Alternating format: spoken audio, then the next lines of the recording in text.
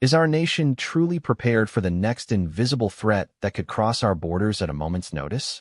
When we hear that an American doctor is battling a disease as lethal as Ebola, the shock isn't just about the individual. It's about the vulnerability of our entire system. Before we continue, if you want to stay on top of everything happening in U.S. politics and the critical events that impact our national security, hit that subscribe button right now and leave a like. It really helps this channel grow and ensures you don't miss our deep dives into the stories that the mainstream media often oversimplifies. So, here is the situation as we know it today. An American doctor, who has been fighting for his life against Ebola, is currently reported to be weak but stable.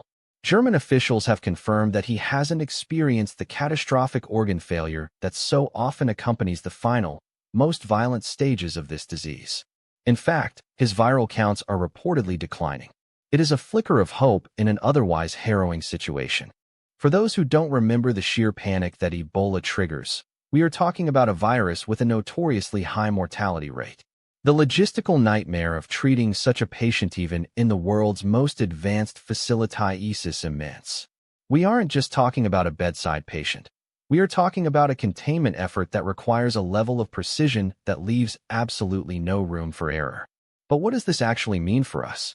This isn't just a medical update. It is a stress test for our public health infrastructure. Every time a citizen is exposed to a high-consequence pathogen abroad, it raises massive questions about the resources we have at home. Who is accountable for these medical evacuations? What happens if the facility protocols fail, even by a fraction of an inch? The fact that his viral counts are dropping is good news, but it shouldn't allow us to become complacent. When we look at this through the lens of U.S. policy, it forces us to confront the reality of our global presence. We are constantly involved in foreign aid and humanitarian missions, often placing our own citizens in harm's way in regions where healthcare infrastructure is virtually non-existent. This situation puts a spotlight on the delicate balance between international aid and domestic safety. Are we spreading our resources too thin, or is this the inevitable cost of being a global superpower with a conscience? Some would argue that the risks taken by these heroic doctors are worth every second of their time, while others look at the danger posed to the homeland and demand tighter restrictions on how we handle these high-stakes transportations.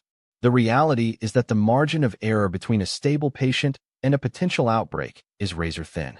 We have to look at the bureaucratic hurdles that were cleared to get this doctor to safety. Was the process transparent? Was the risk to the public mitigated with the level of scrutiny the American people deserve?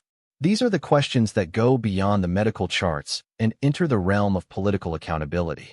We are watching a recovery, but we must also watch the policies that govern these crises. When an American life is on the line, the government's response sets a precedent for every similar event in the future. We need to be asking ourselves if our current preparedness level is enough for a world that seems to be getting more volatile, not less. We have seen how fragile our systems can be, and a single case, no matter how well managed, should serve as a wake-up call for policymakers who think the world's problems don't eventually land on our doorstep. So what do you think about this? Do you believe the government is being transparent about the risks involved in these high-stakes medical evacuations, or are they shielding us from the full reality of the danger? Drop your opinion in the comments below. I read every single one, and I want to hear your perspective on how we should be handling these crises moving forward. We will continue to follow the progress of this recovery, and we will continue to hold the powers that be accountable for the safety of our citizens. You deserve the facts, and we are here to ensure you get them. Thanks for watching, and I'll see you in the next one.